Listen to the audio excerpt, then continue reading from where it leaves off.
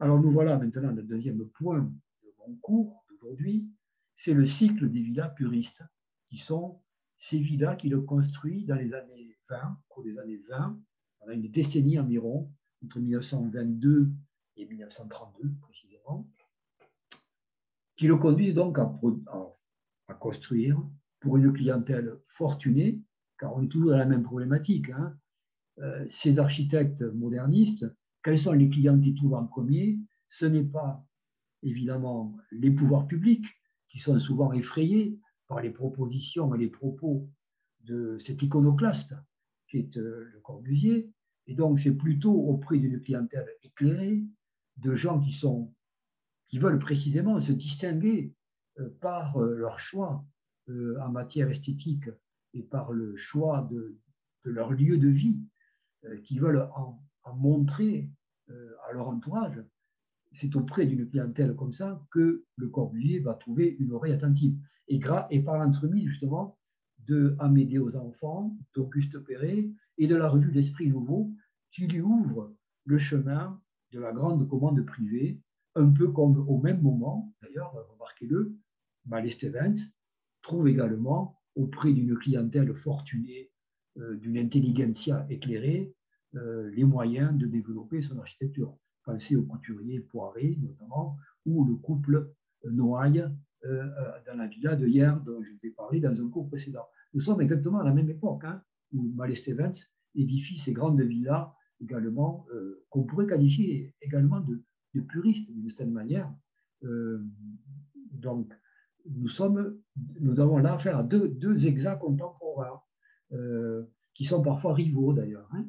Alors, Le Corbusier, lui, pour sa part, va construire, disons, une bonne douzaine de ces villas en région parisienne, grosso modo.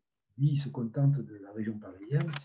C'est précisément dans l'intelligentsia et dans la haute société parisienne qu'il va trouver des clients, notamment des artistes, et en premier, Amédée aux enfants, pour lequel il construit sur une parcelle tout à fait étroite dans le 14e arrondissement, tout près du parc Montsouris d'ailleurs, une maison atelier qui, comme vous pouvez voir aujourd'hui encore, tout à fait presque dans son jus, elle a été un petit peu modifiée, mais elle est vraiment représentative de cette manière puriste des années 20.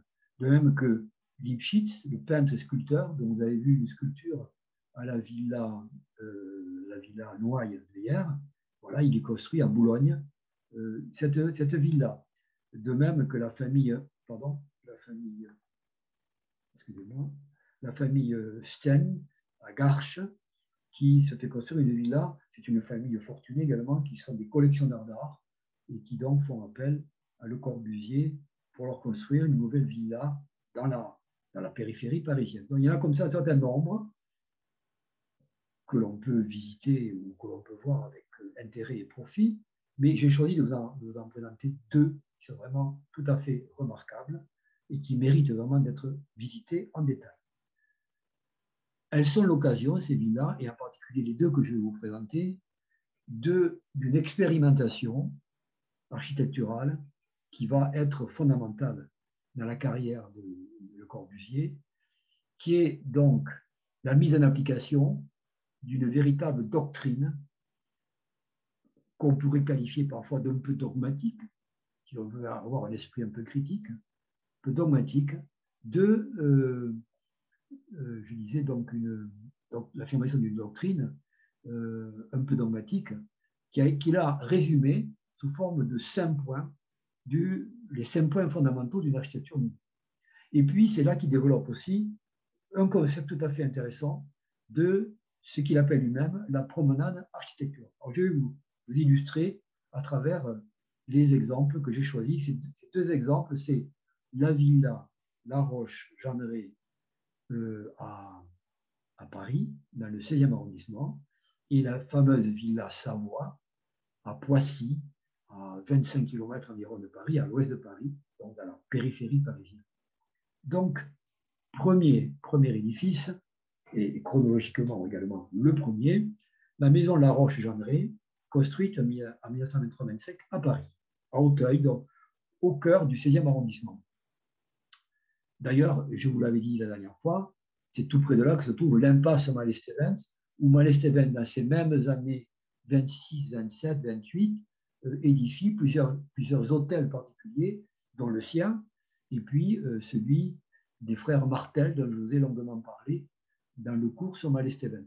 C'est tout près de là, à 300 ou 400 mètres. Donc, je vous avais dit à ce moment-là que vous pouviez très bien vous organiser une visite de ces deux ensembles qui sont tout à fait remarquables et fondamentaux dans l'histoire de l'architecture moderne des années 20. Donc la villa, la maison La Roche-Jeanneret, est une villa qui est, comment dire, qui obéit à un programme double et c'est deux édifices juxtaposés qui obéissent à deux programmes différents.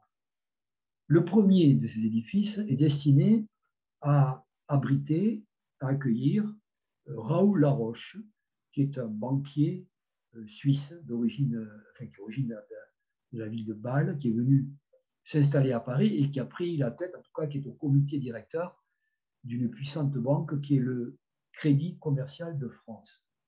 Raoul Laroche est devenu, grâce à son argent, à sa fortune, un grand collectionneur d'art contemporain de son temps. Donc il a constitué une remarquable collection de peintures cubistes, du Picasso, du Braque, du Gris, du Fernand Léger, mais aussi de peintures puristes. Il a acheté donc des toiles à Le Corbusier et à Amédée aux enfants.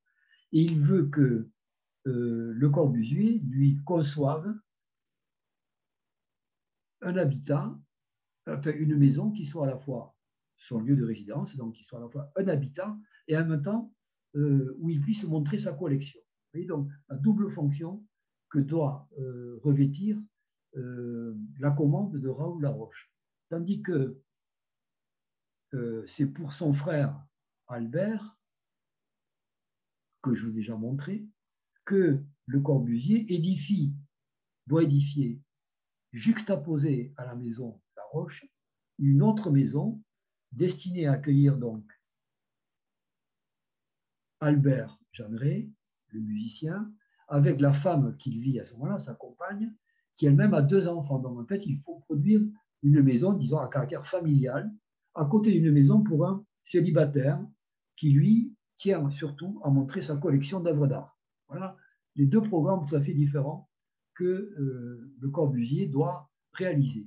Et tout ça dans un même édifice, car la parcelle est étroite et n'autorise pas la construction de 2 édifices différenciés. Donc, il faut que le même édifice commun abrite 2 programmes différents.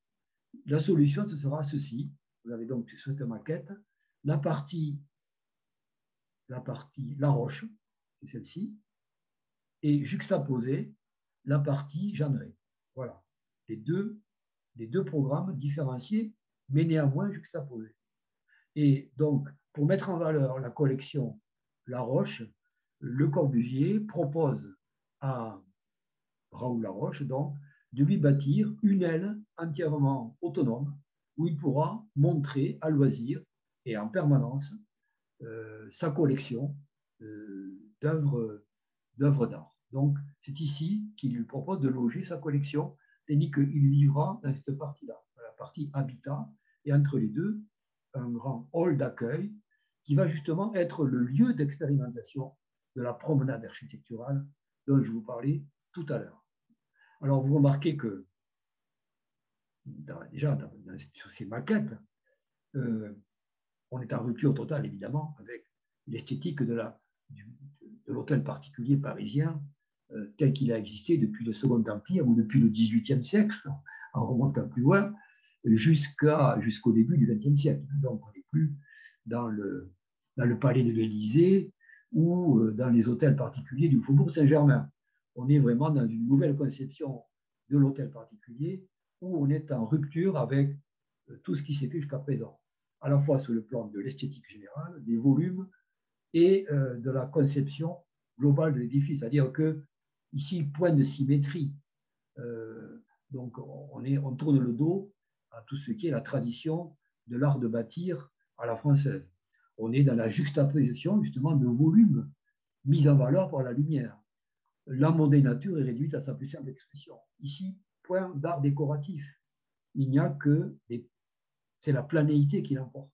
On n'a que des plans scandés par des percements qui, eux, ont comment dire, ont une fonction précisément de composition.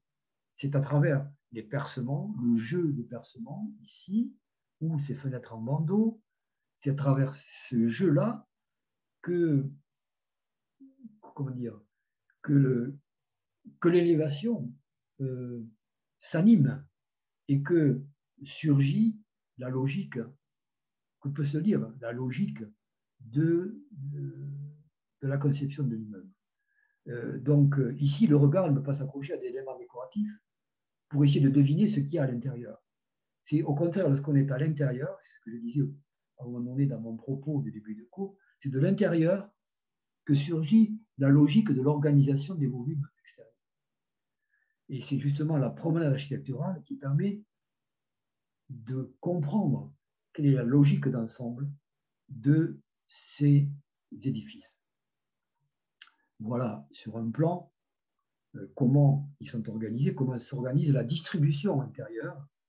Voici donc le rez-de-chaussée, avec en particulier l'emplacement de la galerie qui, vous voyez, est juché sur des pilotis. Là, il met en application un des premiers points de l'architecture nouvelle à ses yeux, construire sur pilotis. Il le met déjà en application ici pour la construction de cette aile où il va abriter la galerie de tableaux.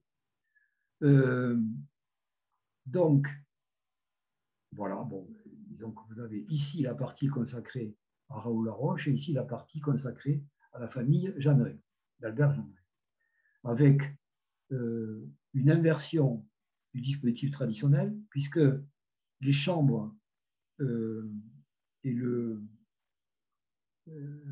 la partie qui d'habitude est la partie intime de la vie de la famille, sont situées au premier étage, où on aurait pensé qu'on trouverait plutôt des pièces de réception. Salon, salle à manger. Non, là, ce sont les chambres. Pourquoi? Parce que c'est au deuxième étage que se trouve salle à manger, salon, qui donne accès au toit terrasse. Voilà. Au lieu d'avoir les chambres au deuxième étage, dans une partie plus intime de la maison, et les pièces de réception au premier, qui serait la logique traditionnelle d'une maison classique, on va dire, il inverse la proposition et il place les pièces de réception au deuxième étage de manière à leur permettre d'avoir un accès direct au toit terrasse et au solarium, qui à ses yeux est une pièce aussi essentielle que les pièces fermées qui sont à côté ou en dessous. Donc, voilà la logique de l'organisation, une des logiques de la distribution intérieure, qui ne se comprend précisément que lorsqu'on analyse la façon de concevoir la distribution et les fonctions des pièces. Alors, je veux dire un mot de la promenade architecturale, à ce point, de ma démonstration, si j'ose dire. D'où sort cette idée de promenade architecturale? D'où c'est qu'elle a surgi? Elle a surgi de l'expérience même vécue par Le Corbusier dans sa jeunesse, parce qu'il était encore Charles-Édouard Jeanneret et qu'il parcourait l'Europe. Et en particulier, c'est la fameuse leçon de l'Acropole et du Parthénon qu'il tire de sa visite à Athènes, avec notamment cette idée que l'architecture se donne à voir à travers une promenade. Lorsqu'on visite Athènes, et je pense que la plupart d'entre vous ont visité Athènes et ont visité l'Acropole et vu le Parthénon, chacun sait que l'Acropole était le point d'aboutissement des grandes fêtes cérémoniales qui scandaient périodiquement la vie des citoyens athéniens et qu'on appelait les Panathénées, les grandes cérémonies panathénées qui se déroulaient sous forme d'une grande procession qui partait depuis le temple d'Éleusis, à l'ouest d'Athènes, et qui se déplaçait longuement en direction d'Athènes jusqu'à atteindre l'Acropole. Et au cours de cette pérégrination se déroulait ce qui, aux yeux de Le Corbusier, était déjà une première expérience de l'architecture dans son contexte général, et donc qui était une véritable expérience émotionnelle qui préside à la promenade architecturale. Car la promenade architecturale est avant tout une affaire d'émotion, émotion qui commande la compréhension. Et c'est à partir de l'émotion ressentie, à travers le visuel et le ressenti, que l'esprit comprend mieux ensuite la logique de l'organisation des lieux. Et il s'appuie sur cette expérience précisément de la procession des Panathénées qui progressivement vient prendre, vient se rapprocher de l'acropole et qui ensuite gravit la colline de l'acropole par la voie sacrée, ici. Et ceux d'entre vous qui ont gravi les dernières pentes de la voie sacrée en direction du portique, de ce qu'il reste du portique, qui s'appelait les propylées, n'ont pas pu manquer de ressentir cette émotion architecturale lorsque l'on pénètre progressivement vers l'enceinte sacrée de l'acropole et que l'on laisse sur la droite le petit temple d'Athéna à Niké, ici, pour passer sous les propylées, afin de rentrer sur l'espace sacré, proprement dit, où se dressait à l'origine la statue d'Athéna, ici, différente de la statue chryséléphantine, la statue de Phidias d'Athéna, qui se trouvait donc à l'intérieur du Parthénon. Donc, disons que l'expérience vécue et qu'il a longuement crayonné, hein, je vous rappelle, je vous ai montré des éléments, des carnets d'architecture, des carnets de voyage de Corbusier, il a longuement observé ce jeu de la promenade architecturale dans un espace précis qui est celui de l'acropole d'Athènes. Et donc, il va en tirer lui-même des leçons qu'il rappelle dans son livre Vers une architecture, que je vais vous montrer tout à l'heure. L'importance donc du plan et du déplacement dans l'espace comme expérience vécue de l'architecture et de l'espace architectural. D'où le fait que, précisément, cette villa La Roche en particulier, est donc conçue pour être précisément le support d'une expérience visuelle et émotionnelle qui est donc la promenade architecturale et que l'on ressent d'entrée de jeu dès que l'on pénètre dans la villa à travers ce hall qui occupe toute la hauteur de l'édifice et qui multiplie, vous le voyez, les points de vue et les circulations, soit par une sorte de balcon qui se projette à l'intérieur du hall, soit par des passerelles qui permettent de franchir l'espace et de susciter des points de vue tout à fait différenciés aux spectateurs, appelons-le comme ça, aux visiteurs, aux spectateurs, à l'invité, puisqu'à l'origine, il s'agit de gens qui sont invités dans un domicile privé. Aujourd'hui, j'ai oublié de le dire, ces deux villas qui ont été léguées par leurs anciens propriétaires, notamment La Roche, sont devenues le siège de la Fondation Le Corbusier. Donc, ils sont visitables à ce titre aujourd'hui. Voilà précisément une vue qui montre justement dans le même hall comment le visiteur est invité à percevoir l'espace de manière différenciée et à ressentir des émotions particulières selon l'endroit où il se trouve, des émotions esthétiques. Donc en particulier cette passerelle qui permet de passer de la partie collection et bibliothèque ici, il y a la bibliothèque personnelle, qui est elle-même conçue comme une passerelle qui donne à voir comme une sorte de loggia sur le hall. Vous voyez également ici cette espèce d'avancée dont je parlais tout à l'heure, qui permet d'avoir un point de vue plongeant sur le hall. Donc, multiplication des circulations et des propositions visuelles, en quelque sorte, offertes aux visiteurs. Voilà, retour à la maquette pour mieux comprendre le lieu. Voilà le hall toute hauteur, vous voyez. Voilà le balcon qui se projette dans l'espace. Voilà la passerelle qui permet de passer de la galerie d'exposition à la partie appartement privé, qui se trouve ici en arrière.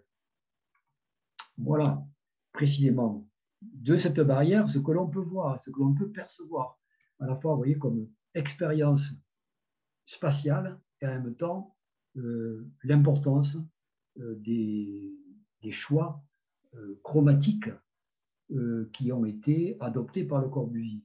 Car bon, ce que vous voyez maintenant, c'est des vues prises depuis que la Villa La Roche a été rénovée entièrement et a bénéficié en particulier d'une remise à neuf des peintures qui avaient été choisies par Le Corbusier précisément pour participer à l'expérience visuelle qu'offrait la promenade architecturale.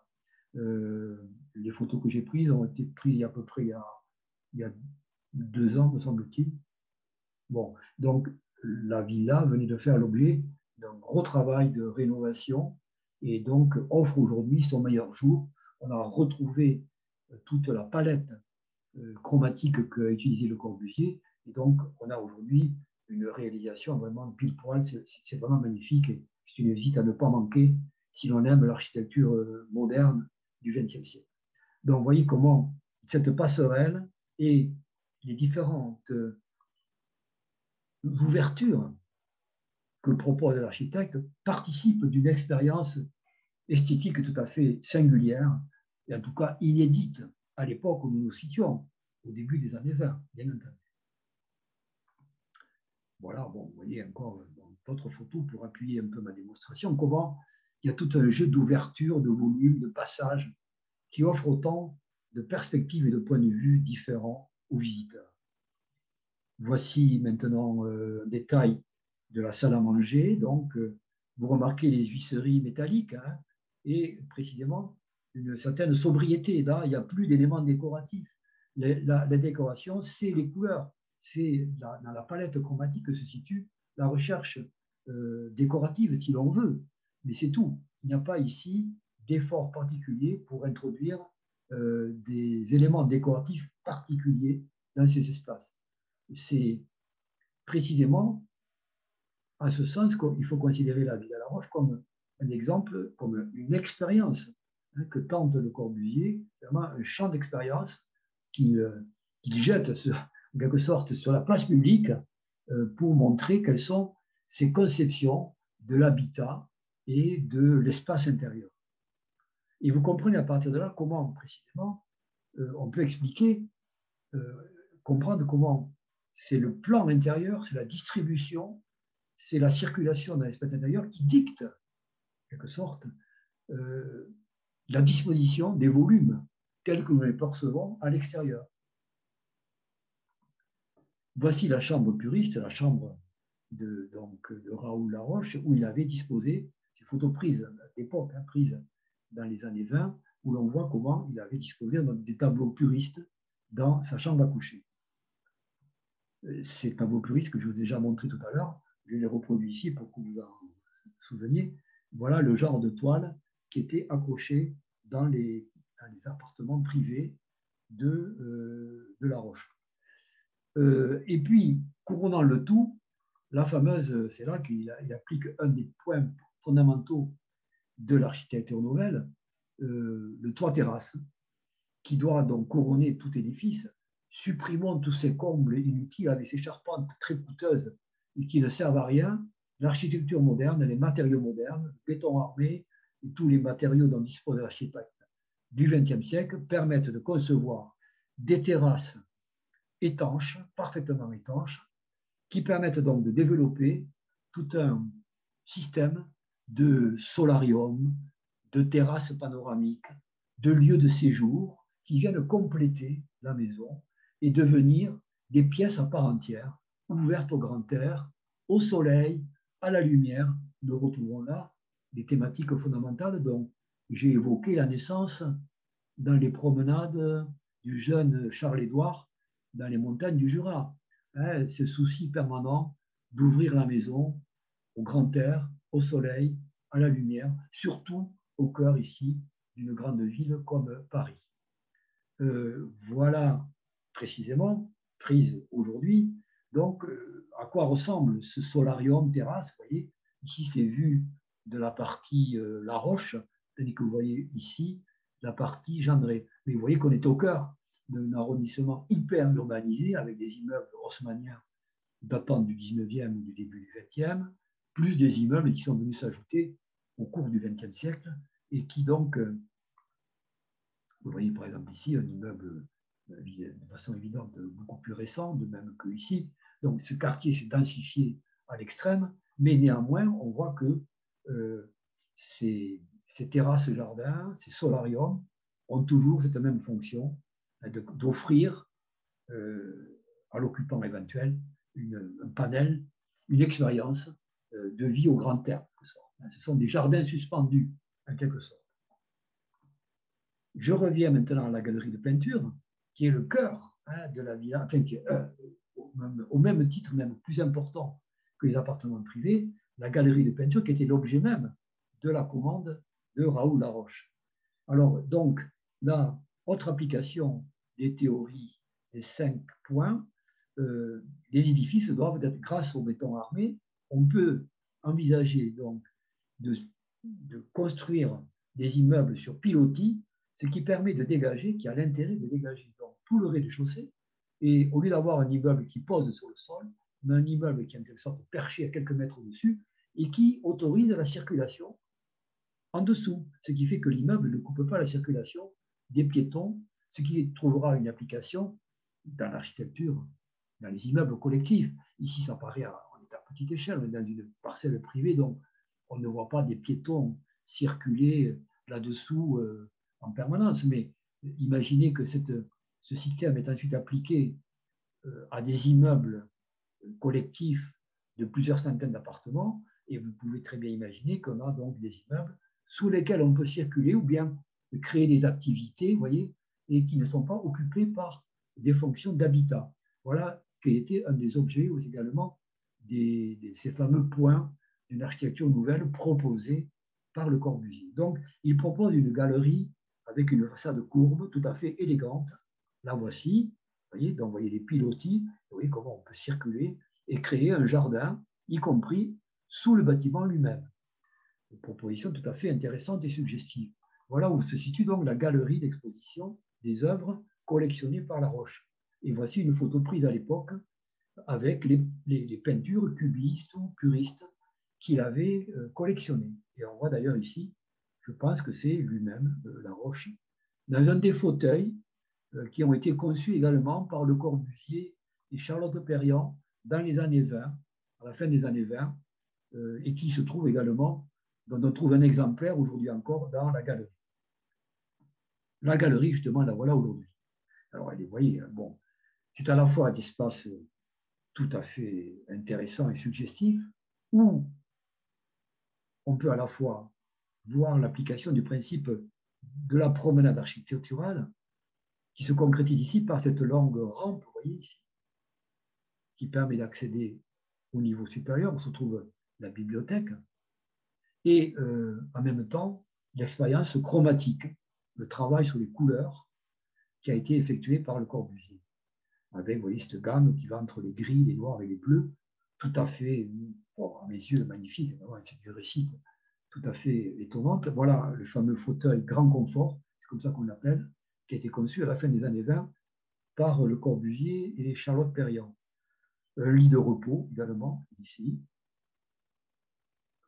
Voilà, et puis voilà la rampe, vous voyez, un exemple de cette proposition de circulation tout à fait élégante qui permet de parcourir l'espace en douceur et de progressivement, sans effort, monter au niveau supérieur et en même temps, au fur et à mesure qu'on avance, vous imaginez les tableaux en place, d'avoir sur cette collection un point de vue constamment renouvelé. À chaque pas que l'on fait, on a un point de vue différent sur la collection de tableaux et s'offre ainsi à nous une expérience nouvelle de la même chose, constamment renouvelée. Voilà le principe même de la promenade architecturale intérieure, c'est précisément le fait de pouvoir, pas à pas, vivre dans son corps et dans son esprit l'expérience d'un espace constamment renouvelé et qui multiplie les points de vue sur le même objet. Voilà un peu la logique de cette fameuse promenade architecturale. Et voici justement reconstituée ici la gamme des couleurs qu'a utilisé Le Corbusier pour teinter ses murs, car précisément, il estime que la peinture doit être le nouvel art décoratif. Foin de tous ces objets décoratifs que nous avons fabriqués pendant des siècles, les artisans d'art ou autres, pour décorer, soi-disant, les pièces, et surtout, aux yeux de Le Corbusier, les encombrer plutôt qu'autre chose, à ses yeux, la décoration elle doit être donnée par disons que les effets décoratifs doivent être générés par, par la couleur qui doit donner qui doit offrir des sensations, des rythmes différents selon son intensité, selon sa couleur, et ainsi offrir donc des espaces différenciés, dynamiques, sans artifice décoratif, simplement par application de principes chromatiques. Alors bon, c'est une démarche qu'il appliquera à diverses reprises, notamment, je vous le montrerai, dans le lotissement qu'il construit dans les années qui suivent, près de Bordeaux, à Pessac, pour l'industriel qui s'appelle Frugès, la cité Frugès. Je vous montrerai des diapos la semaine prochaine, où il met en application sur des pavillons d'un lotissement ces principes de chromatique qui tendent à créer donc une dynamique spatiale, soit intérieure, soit extérieure au bâtiment. Ah oui, là, je retrouve les photos, c'est pour appuyer ma démonstration et vous montrer comment la couleur est utilisée. C'est la même photo que tout à l'heure, mais pour appuyer ma démonstration sur l'utilisation dynamique de la couleur pour la mise en valeur, si vous voulez, de l'espace intérieur de la maison. La mise en couleur, de sorte, est l'art décoratif par excellence. Et je reviens à la même photo pour vous voyez un peu mieux, bon, maintenant, comment Le Corbusier a travaillé sur cette gamme chromatique. Et nous voilà au deuxième et dernier exemple, pour conclure aujourd'hui, la fameuse Villa Savoie, cet objet absolument extraordinaire, digne d'un vaisseau spatial, presque on pourrait dire, cet objet étrange en tout cas, qui est posé comme ça sur sa pelouse, entouré d'arbres, quelque part dans la banlieue, dans la grande banlieue parisienne, à Poissy. Poissy, c'est à l'ouest de Paris, donc à 25 km environ du centre de Paris, là où se trouve aujourd'hui, dans la vallée de la Seine, en contrebas de la villa, les usines qui furent occupées successivement par Cinca et aujourd'hui par Citroën et PSA, hein, Peugeot. Donc, c'est un haut lieu de l'industrie automobile, mais c'est en bas. Là, on est en haut sur les coteaux, un peu dans la même position que la Villa Poiré, qui est pas loin de là, d'ailleurs, la Villa Poiré de Mézy, faite par Mallet Stevens quelques années auparavant.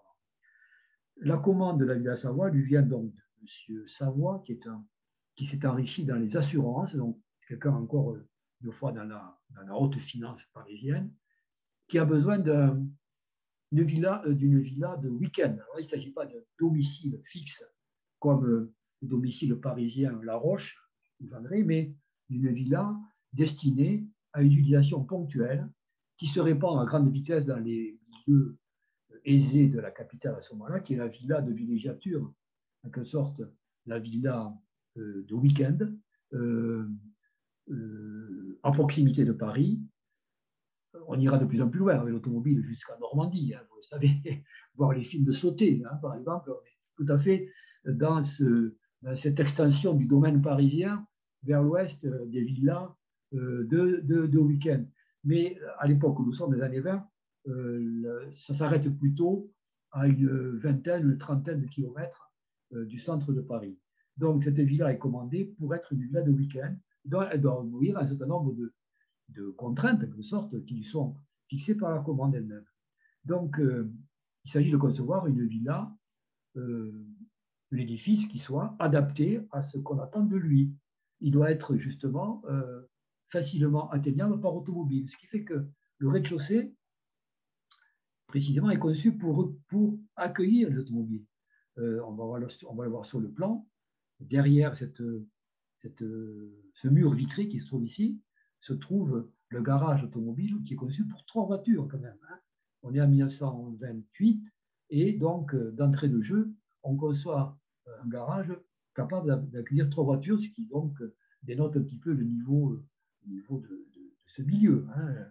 La voiture n'est pas si répandue qu'elle l'est aujourd'hui à cette époque-là. Donc, c'est vraiment une maison qui est conçue en rapport avec ce qu'est donc la grande modernité de la haute bourgeoisie parisienne, on va dire. Voilà. Ce qui frappe aussi, bien sûr, c'est ces façades, avec à la fois cette planéité d'une part, et puis planéité créée par ces surfaces blanches, volontairement enduites de peinture blanche, ou proche du blanc, en tout cas, ce n'est pas le blanc pur, mais proche du blanc, en tout cas très clair, et ces grands percements horizontaux, ces grandes bandeaux qui sont formés par ces fenêtres horizontales ici, qui sont soit vitrées, comme ici dans la partie qui est la partie habitat, soit ouvertes, comme ici, qui est la partie terrasse-jardin, premier étage. Donc, on a un rez-de-chaussée, vous voyez, qui est scandé par les fameux pilotis, voilà la grande application, premier principe de 5 points de l'architecture nouvelle, construire sur le pilotis. Donc, on a ici, vous le voyez, cette ossature qui supporte l'ensemble du bâtiment, et notamment le premier étage qui est l'étage à vivre, là où va s'installer la famille en question.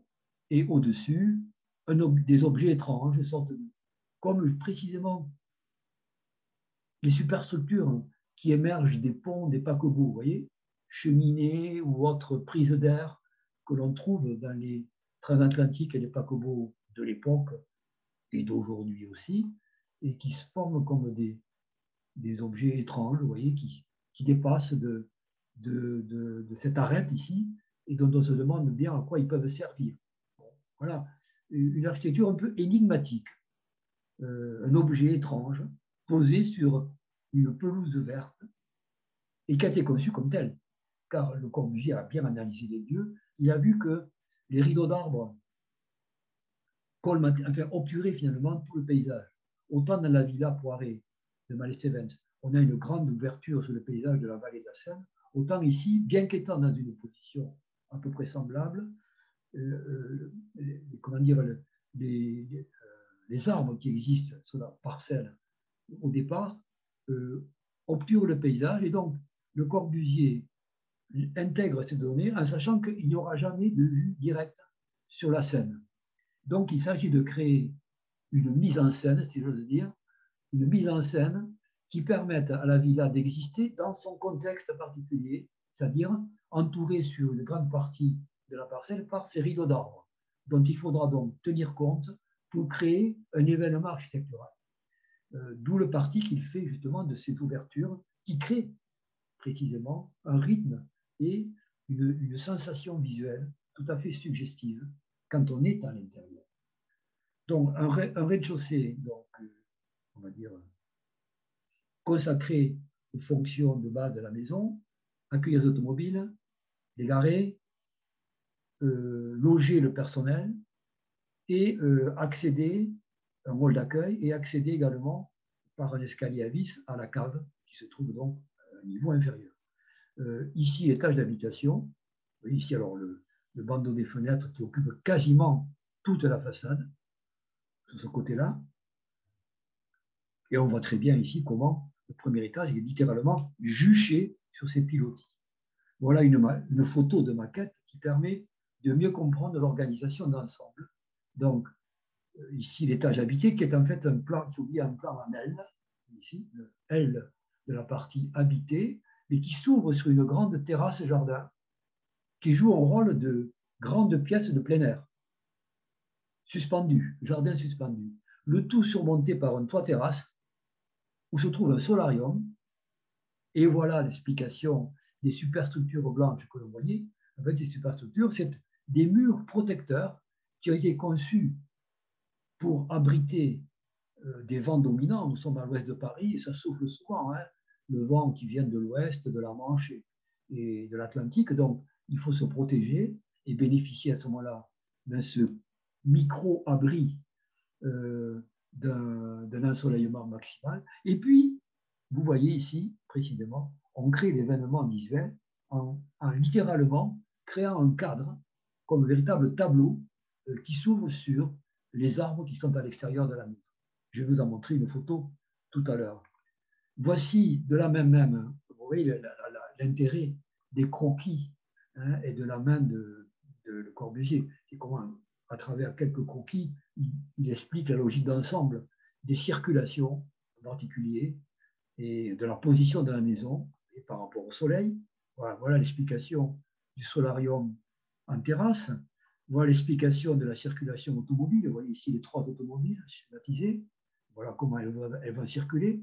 Elles pénètrent sous les pilotis, elles déposent leurs passagers devant le hall d'accueil et elles vont se ranger ici. Il y a une logique fonctionnelle tout à fait lisible lorsqu'on étudie le plan et que ici, Le Corbusier nous explique très simplement. Voilà l'étage à vivre avec son plan en aile et sa terrasse jardin, sorte de jardin suspendu que l'on retrouve ici sur la maquette. Et puis en haut, le solarium, donc, avec son mur protecteur. Et éventuellement ici, on peut y créer un jardin comme le jardin cubiste de la Villa Noailles, hein, qui est de la même époque, qu'on a vu la semaine dernière. Vous voyez. Alors voilà, logique. Et vous voyez, la circulation à l'intérieur, voilà un bel exemple de l'application de la promenade architecturale à l'intérieur de l'édifice. Il y a 2 manières de se déplacer, soit en utilisant un escalier à vis, ici, soit des rampes, un peu comme c'est un développement de ce qu'on a vu dans la galerie de la Villa La Roche. Je vais vous en montrer quelques photos. Voici en construction la villa, et vous voyez très bien l'ossature en béton armé qui permet justement cette organisation d'ensemble. Vous voyez que les murs de remplissage, eux, sont faits de moellons tout à fait, de moellons de ciment tout à fait ordinaires, donc ce qui est le plus original et qui autorise le plan libre dont je vais parler, c'est précisément cette ossature en béton armé. Grand principe, précisément, c'est l'application ici de la notion de plan libre et de façade libre qui est autorisée par l'ossature en béton armé. L'ossature en béton armé permet de supprimer les murs porteurs, puisque désormais la maison est portée par une ossature solide en béton armé qui porte les planchers intégralement et qui n'a pas besoin de murs porteurs. Est-ce que je me fais bien comprendre? L'ossature elle-même est porteuse, c'est elle qui porte les planchers successifs qui ne sont pas portés par des murs. Voilà la grande rupture. Dans ce schéma traditionnel, les différents niveaux sont portés par des murs qui non seulement ont double fonction. Le mur, ferme la maison et ferme les pièces, mais en même temps, il est porteur de ce qui est au-dessus. Grâce à l'ossature en béton armé ou éventuellement une ossature métallique, on supprime la fonction porteuse et du coup, on libère complètement l'espace. Il n'y a que des points d'appui qui portent les différents niveaux et entre ces points d'appui, vous pouvez organiser l'espace comme bon vous semble à l'utilisateur. Vous pouvez donc appliquer aux différents niveaux des plans de distribution des pièces différents. Et c'est ça l'intérêt. Et vous pouvez également, donc, vous n'avez plus besoin de façade porteuse, et du coup, la façade devient simplement une membrane qui enferme simplement l'espace intérieur. C'est ce qu'on va appeler le mur rideau, la façade rideau, qui peut être constituée de matériaux tout à fait différents d'un côté à l'autre, qui n'ont simplement pour fonction que de fermer l'espace intérieur. Voilà l'application sur le plan. Voici donc sur quoi repose la maison, mais sur un ensemble de pilotis, vous voyez, soigneusement disposés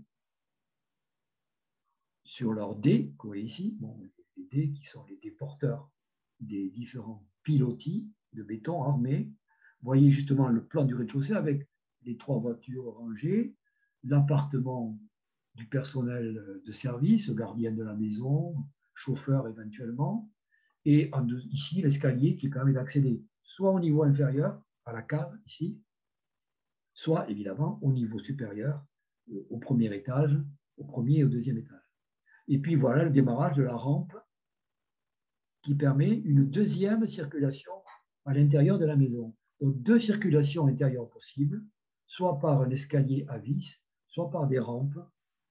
Voilà maintenant le premier et deuxième étage avec, vous voyez, à chaque fois, là je les ai juxtaposés pour que vous voyez bien que ici, grâce au système de pilotis, vous pouvez imaginer des plans totalement différents selon les niveaux.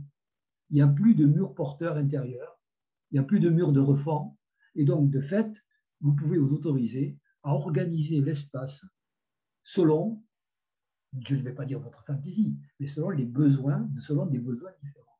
Et donc, vous pouvez avoir des distributions très variées selon les niveaux. Ce qui va se traduire, par exemple, par ici, vous le voyez, voilà une photo prise à l'intérieur du salon séjour. Vous voyez précisément ici l'ossature, l'ossature de béton armé, ici peinte, évidemment. Vous voyez le système poteau, poutre et plancher, ou ici plafond, si vous voulez. Voilà. Et vous remarquez que, précisément, cette ossature ici, cette colonne en quelque sorte de béton, est située en retrait de la façade. Ce qui fait que donc, vous pouvez très bien utiliser l'intégralité de la façade avec du remplissage varié. Vous pouvez y mettre soit l'obturer entièrement, si vous voulez faire quelque chose d'aveugle, par exemple, soit créer de très grandes ouvertures. Puisque ici, la façade n'est pas porteuse, vous pouvez vous permettre de la percer précisément de grandes fenêtres horizontales, puisqu'il n'y a pas de report de charge. Et donc, la façade peut, en quelque sorte, flotter librement et peut venir s'accoler simplement contre les planchers. Et donc, vous pouvez imaginer tout un tas de systèmes de fermeture de ces murs, de colmatage, en quelque sorte, qui sont donc tout à fait indépendants de l'ossature elle-même. Voilà donc une belle traduction, si vous voulez, ce que c'est que la façade libre avec un système de plan libre reposant sur une ossature en béton armé. Vous remarquez ici aussi l'utilisation dynamique de la couleur qu'on a vu en œuvre à la Villa La Roche. Au passage également, on a aujourd'hui remeublé en partie cet appartement, cette villa, avec des meubles d'époque, avec la fameuse chaise longue conçue également par Charlotte Perriand et Le Corbusier, le fauteuil également aussi, et le fauteuil grand confort déjà vu à la Villa La Roche. Donc on trouve un ameublement d'époque. Ensuite, voilà maintenant vue de la terrasse jardin. Là, vous voyez la photo précédente qui est prise à l'intérieur de ce salon qui ouvre par ces grandes baies coulissantes ici, qui sont escamotables évidemment, sur cette très grande terrasse qui joue le rôle d'un jardin à ciel ouvert, terrasse jardin, et vous voyez au-dessus le solarium avec ici deux personnes précisément qui se trouvent dans l'encadrement sur le paysage. Vous remarquez l'importance donc des fenêtres et de l'ouverture sur le paysage.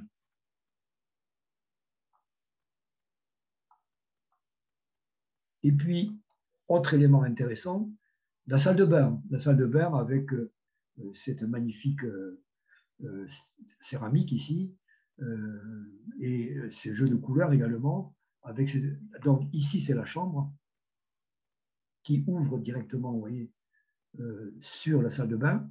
Et vous voyez justement le rôle des bandeaux de fenêtres qui créent en quelque sorte un événement visuel qui ouvre véritablement sur le paysage, qui pourtant est fermé. C'est-à-dire qu'autour, on a des arbres très proches qui pourraient constituer quelque chose qui pourrait procurer une sensation un petit peu d'étouffement, mais par le miracle de ces fenêtres en bandeau, ça devient un événement visuel intéressant, qui évite l'enfermement à l'intérieur des rideaux, de l'écran en verre que constitueraient les arbres. Ici, à remarquer l'éclairage zénital de la salle de bain, ici par le haut, vous le voyez, Et voilà encore une vue de la terrasse jardin avec le rôle, vous voyez, des bandeaux de fenêtres horizontales et puis la rampe qui permet d'accéder au niveau supérieur. Donc, encore un exemple de la promenade architecturale préconisée par Le Corbusier. Voilà, les fenêtres horizontales. Et véritablement, on crée comme un tableau intérieur, comme un tableau paysagiste, paysager, sur les arbres à l'extérieur, au lieu d'en être tributaire, de sorte.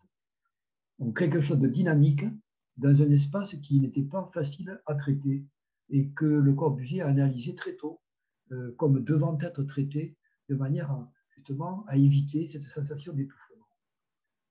Voilà la circulation intérieure dont je parlais, juxtaposée, l'escalier à vis qui court depuis la cave, un sous-sol, jusqu'au niveau supérieur, de même que ces rampes, vous voyez, qui permettent de faire une promenade très, très tranquille, très, très facile à l'intérieur des niveaux, en tout cas plus facile que de monter par l'escalier. On franchit plus facilement la différence de niveau par les rampes, qui est une sorte de promenade en douceur, que par les escaliers qui demandent quand même un petit effort. Et voilà, vu de l'extérieur, l'accès entre le premier et le deuxième niveau, c'est-à-dire entre le premier étage ici, avec la terrasse et le jardin, et le solarium qui se trouve au-dessus.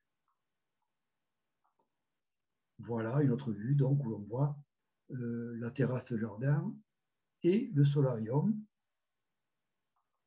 Et puis, pour finir, voilà précisément comment Le Corbusier traite le paysage, sachant qu'il ne peut pas avoir une vue directe sur la Seine et sa vallée en contrebas. En fait, il crée un paysage véritablement à la manière peut-être d'un peintre de l'école de Barbizon, peut-être on pourrait dire, ou d'un peintre impressionniste qui travaille sur la lumière, le ciel et les reflets.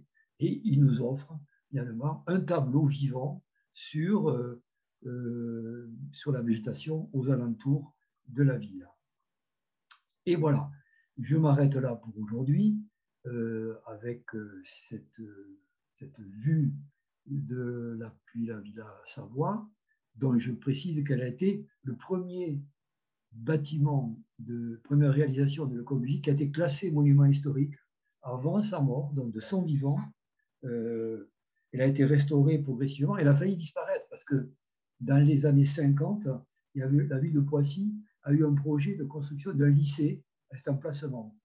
Et comme la villa a été abandonnée, était en très mauvais état, suite à la guerre, elle a été occupée successivement par les Allemands puis par les Alliés.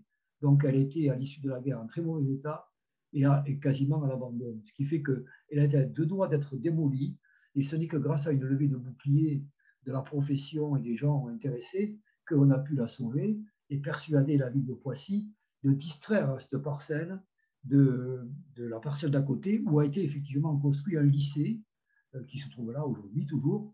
Mais donc, on a pu sauver la villa et entreprendre progressivement un lent travail de rénovation pendant les années 60, 70, 80, jusqu'à l'année 90, me semble-t-il, où elle a été véritablement, totalement réhabilitée.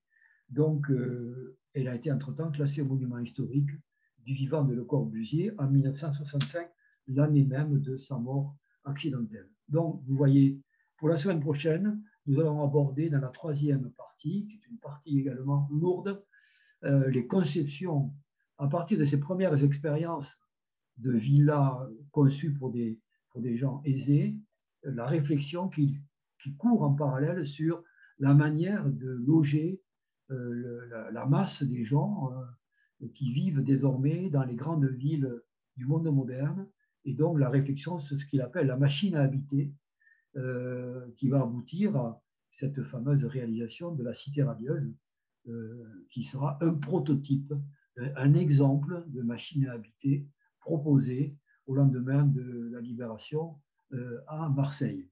Donc voilà ce qui nous attend, ce qui vous attend la semaine prochaine, au moins cela. Et c'est quand même un très gros morceau à vous expliquer. Donc je vous dis à mercredi prochain. Au revoir.